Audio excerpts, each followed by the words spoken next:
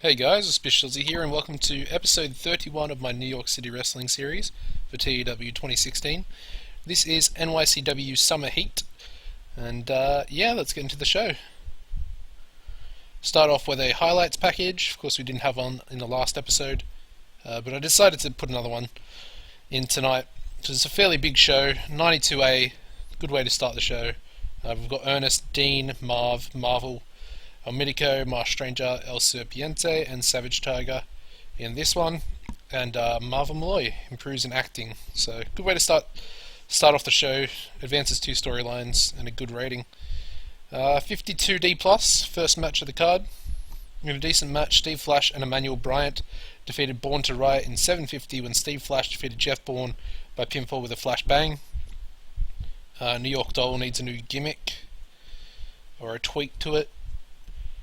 But yeah, Emmanuel Bryant and Steve Flash, yeah, they've gotten into a sort of relationship. Yeah, Steve is now Emmanuel's protege. Oh, sorry, Emmanuel is now Steve's protege. Yeah, that's right. And if you guys weren't sure exactly what that entails, basically it means Emmanuel will get actual skills passed onto him by Steve Flash.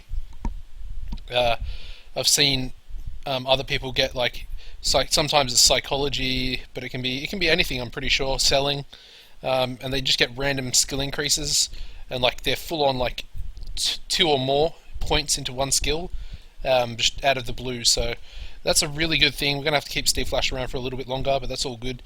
I'm kind of happy to do that if he's actually improving people. No worker improvements in this match, but yeah, that's really cool. They both have. I mean, I think Steve has 100 basics, 100 A star, and I think Emmanuel's got like 97 A star basics, so hopefully we can get some psychology on him. That'd be awesome. And some stamina. But yeah, 52D plus, not a bad rating there. We then go into a generic tag team promo, 92A, with El Mítico and Marsh Stranger.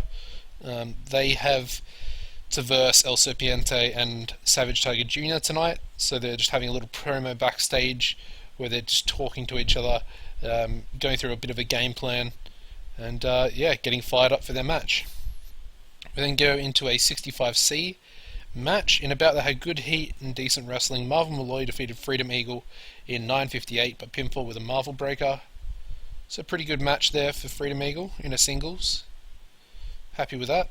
We then get a 64C in a decent match. Animal Harker defeated Bret Heartbreak in 10:09 by pinfall with a stump pile driver.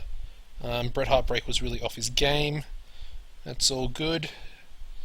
Okay, that was a lot better than I thought it would be. 67C plus. In a good match, Logan Wolfsbane defeated Tennessee William in 10:03 by submission with a Boston Crab. This was actually the cooldown match, and it got a 67C plus. Tennessee William improves in performance skills. Awesome.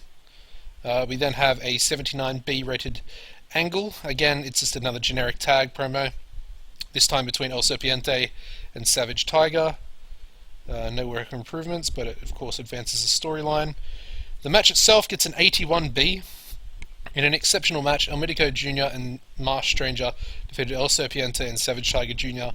in 24:57 by 2 falls to 1 after losing the first fall, with the final fall happening when El Mítico defeated Savage Tiger Jr.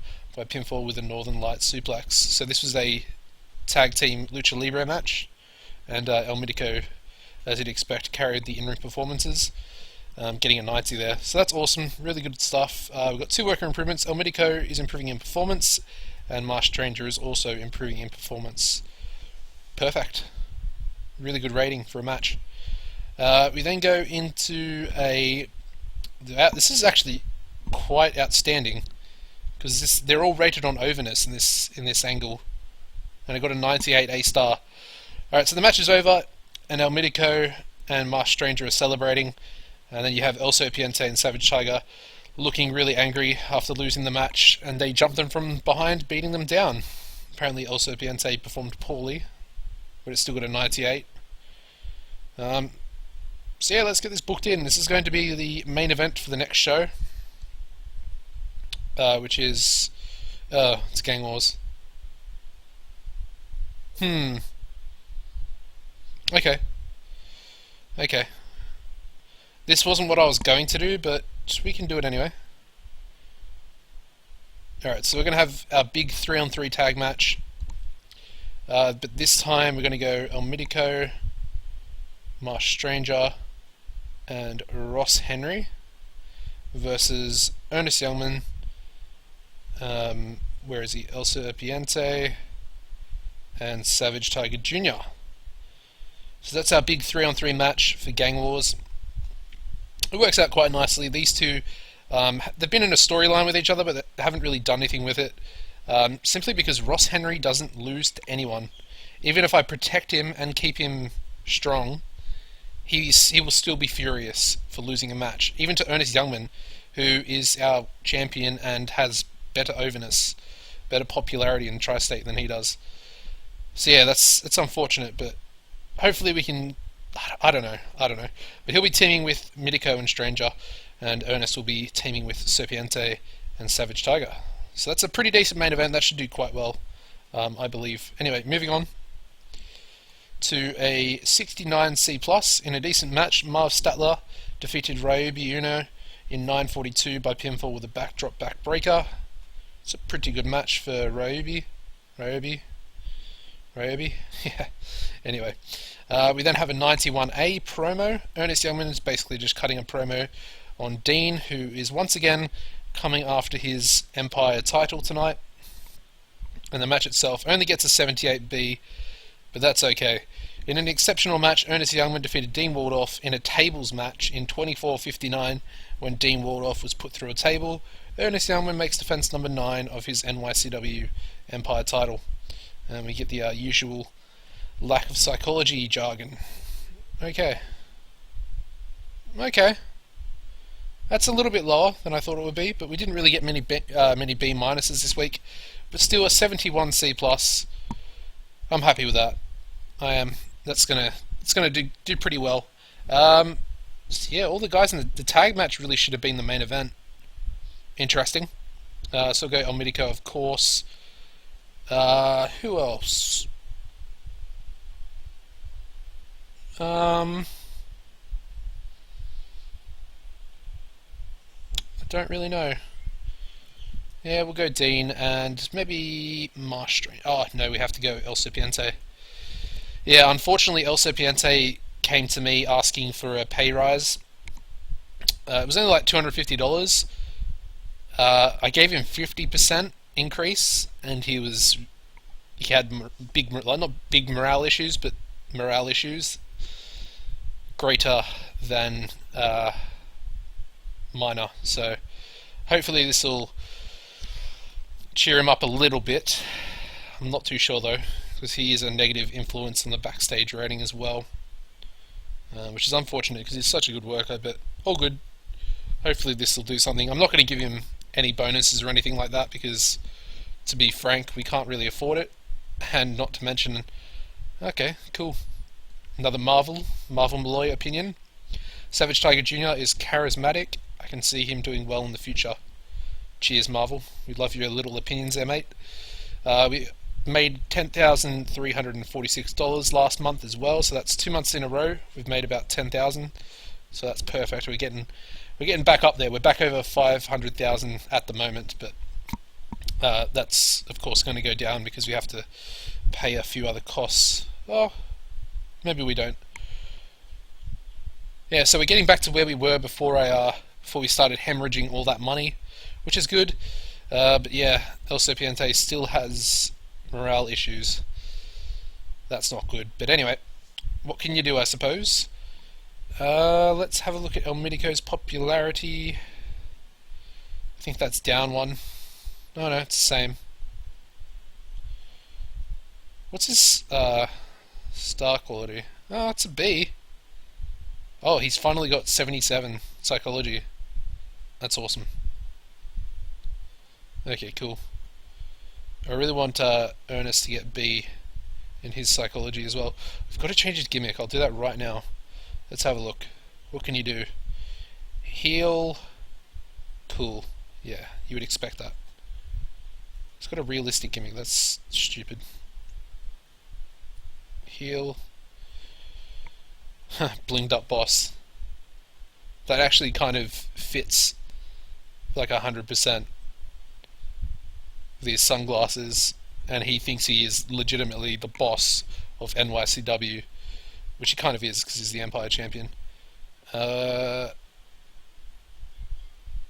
yeah, you could probably give him Rockstar and Teen Idol. Yeah, there's actually quite a few you could give him, but I think Blinged Up Boss, we've got to go with that.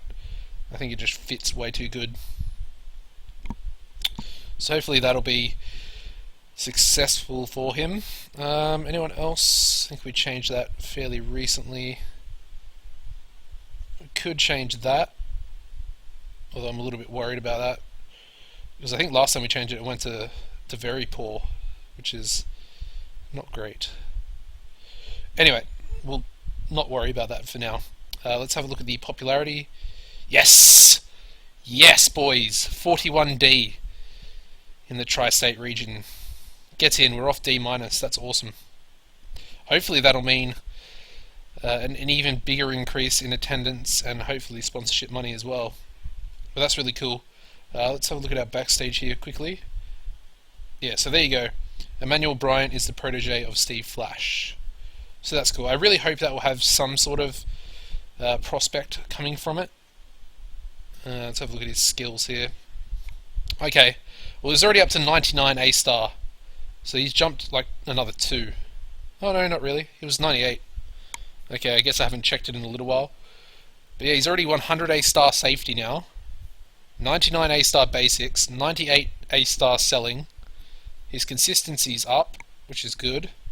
Psychology's up a little bit, which is also very good.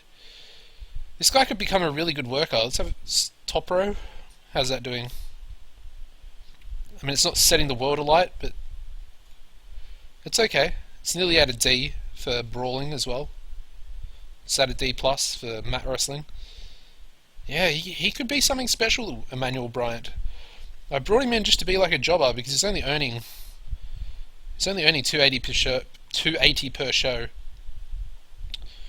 I pretty much always chuck people on 10-year contracts because obviously it doesn't cost anything to release them if you don't want them anymore.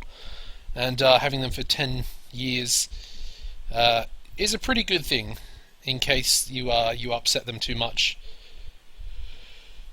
Not to the point where they actually just walk out in the company, but anyway, I've rambled on for too long. Quick creative meeting. I've only got 4 in here again, which is unfortunate after Storm Spillane left. I think that's exactly the same. Maybe it's not. Ryobi Uno. I don't remember him being in the next big things list. I might be wrong though. Yeah, maybe he was. Yeah, Emmanuel Bryant in Hot Prospects along with Bret Heartbreak is good to see. Talk the talk. Yeah, it's fairly understandable. Showstoppers. It's good to see these two because they're going to have a big blow-off match fairly soon, hopefully. Yeah, El Serpiente's in there as well, so that's all 3 of them from that storyline. Ring Generals, yeah, you'd expect all those. Maybe not Animal Harker. How good is he? I mean, he's okay. He's nothing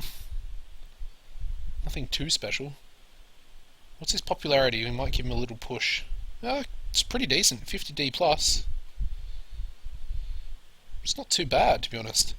It's kind of flown under the radar a little bit. Haven't really used him all that much either. Hidden Gems. Oh, Al Coleman. Absolute cancer backstage, and he's quite bad, to be honest.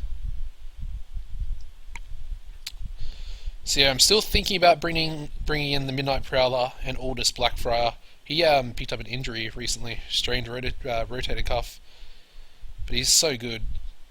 He really is. That top row is quite impressive. He could be the next Storm Spillane.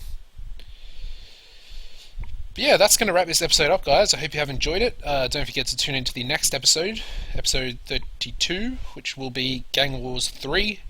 Really excited for that. We've got that big main event, the 3-on-3 tag match, which I'm quite excited for. And yeah, we finally got to D popularity in the tri-state region, which is perfect. Anyways, guys, drop a like if you enjoyed it, subscribe if you're not already a subscriber, and I'll see you in the next one. Goodbye.